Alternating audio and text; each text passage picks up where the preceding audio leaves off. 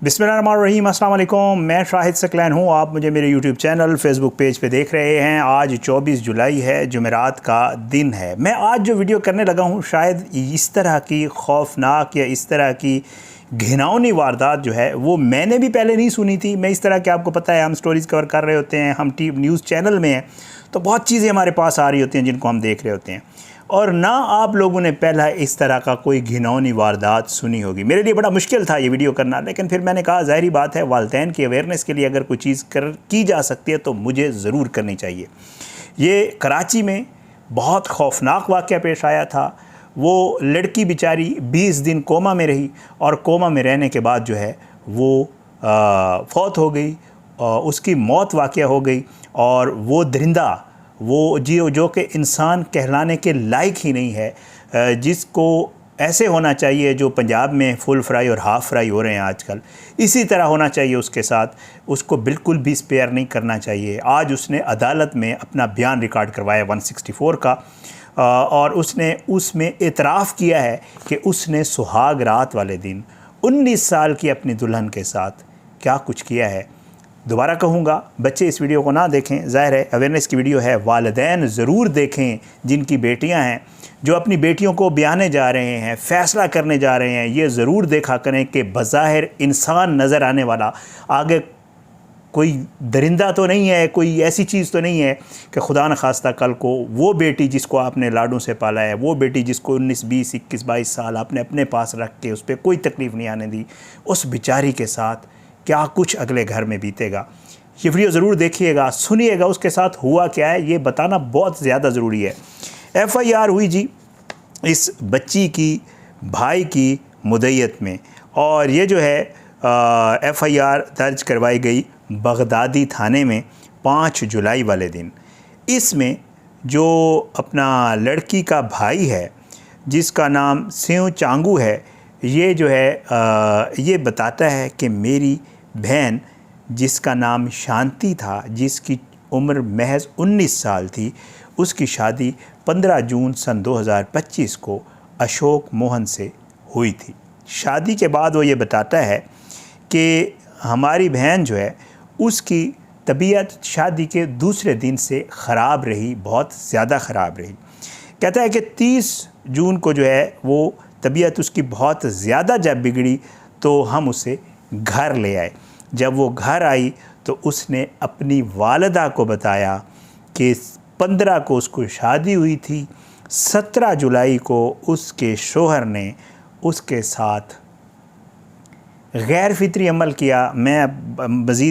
मुझे तो अल्फाज नहीं मिल रहे थे जब मैंने जैसे आपको पहले कहा है कि मेरे लिए बड़ा मुश्किल हो रहा था कि मैं इसको एक्सप्लेन आप लोगों को कैसे करूँगा।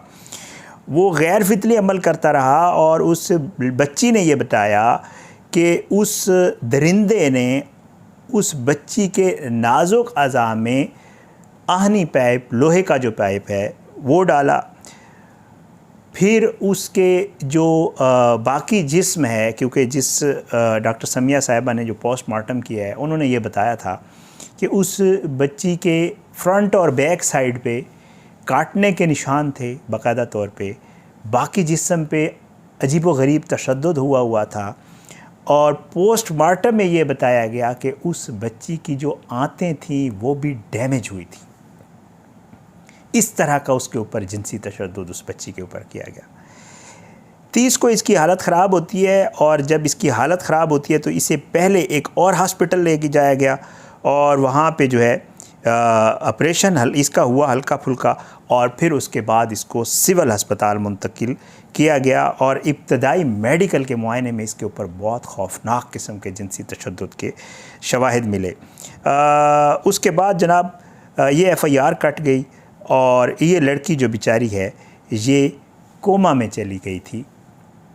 ऑपरेशन के बाद जब इसको ट्रामा सेंटर लाया गया, ये कोमा में रही, और ये तकरीबन, लेकिन एक चीज़ जो सहाफ़ी दोस्त भी बताते हैं कि इसने कोमा में जाने से पहले पुलिस को अपना बयान बाकायदा रिकॉर्ड करवा दिया था कि मेरे साथ क्या बीती है। 20 दिन ये कोमा में रही, और 20 दिन कोमा में रहने के बाद इस बेचारी की डेथ हो गई। कंफर्म हो गया कि इसकी डेथ हुई है 23 जुलाई की सुबह 10:45 पर सिविल अस्पताल के ट्रामा सेंटर में ये लड़की दम तोड़ गई। इस दरिंदे को गिरफ़्तार किया गया, पकड़ा गया इसको। पुलिस ने इसको जो है गिरफ़्तार करके इसकी तफ्तीश करने के बाद जो है इसकी जो है बाकायदा तौर पे आज मुझे पता चला है कि जी इसका जो है वो जुडिशल मजिस्ट्रेट के रूबरू बयान हुआ है। जुडिशल मजिस्ट्रेट के सामने इसने, वहाँ पे जो सहाफ़ी दोस्त थे, टीवी पे तो इतनी तफसील बताई नहीं जा सकती, ज़ाहिर बात है, तो वो ये बताते हैं कि इसने हर वो चीज़ मानी है जो मैं आपको बता चुका हूँ, रिपीट नहीं करता हूँ, कि जी वाकई मैंने ऐसा किया। अच्छा, जब इससे पूछा गया कि तुमने ऐसा क्यों किया, ज़ाहिर है आपको लग रहा होगा कि कोई शायद पागल है, कोई नशाई है, कोई नशा करता है या कोई और मसला है इसके साथ। तो ये बिल्कुल ठीक है, इसको कुछ भी नहीं है, ना ये नशा करता है ना कोई और मामला है इसका। जो डॉक्टर्स हैं वो ये कहते हैं कि ये जिनसी बेराह रवी का शिकार है। वाज़े सामने नज़र ये बिल्कुल नॉर्मल इंसान नज़र आता है, लेकिन ये जिनसी बेराह रवी का शिकार है। और इसने मतलब जैसे होता है, आपको पता है कि आजकल जो सूरत हाल है, एक्सेस है हर चीज़ तक, हर किसी को, तो ऐसी चीज़ें देख देख के और ये सब कुछ कर कर के इसने ये अपनी दुल्हन के साथ, जिसके साथ इसकी शादी हुई एक दिन पहले, उसके साथ इसने ये सब कुछ किया। इसने आज बयान रिकॉर्ड करवा दिया, इसने सब कुछ एक्सप्लेन किया है, वो मैं यहाँ नहीं बता सकता। और इसने इतराफ़ किया है कि जी वाकई, और फिर इसने सब वो माना है जो मैंने आपको बयान किया है।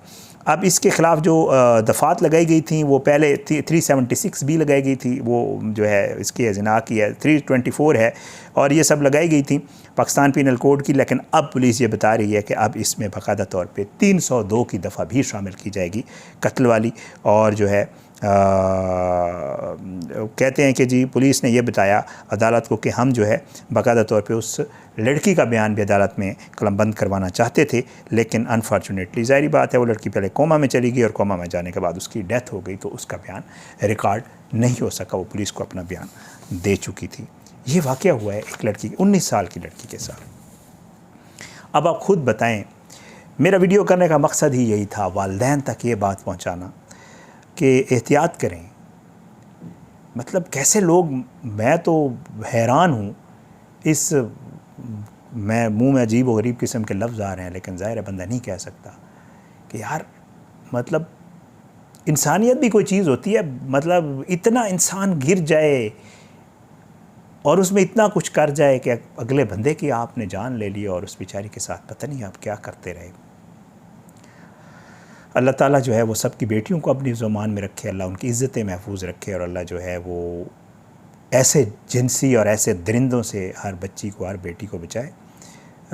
कोशिश करें जी, ख्याल रखें अपनी बच्चियों का। और इस केस में इसके वालिदैन कसूरवार हैं, ये मैं ज़रूर कहूँगा, ये मेरा पॉइंट ऑफ व्यू है, इससे आप या कोई भी इससे वो कर सकता है।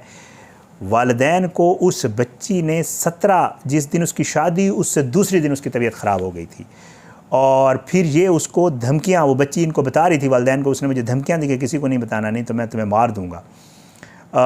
इस बच्ची की जब तबीयत ख़राब हुई तो बेटी को पता तो करो ना, उससे पूछो तो सही कि क्या मसला है। माएँ तो पूछ लेती हैं अपनी बच्चियों से ना कि तुम्हारे पे क्या बीती है, क्या हुआ है, कोई मसला है तुम्हारे साथ क्या। तो माँ ने भी नहीं पूछा। फिर वो 15 को शादी हो रही है, 17 को उस बेचारी के साथ ये हो रहा है, और 30 को ये उसके घर आ रहे हैं।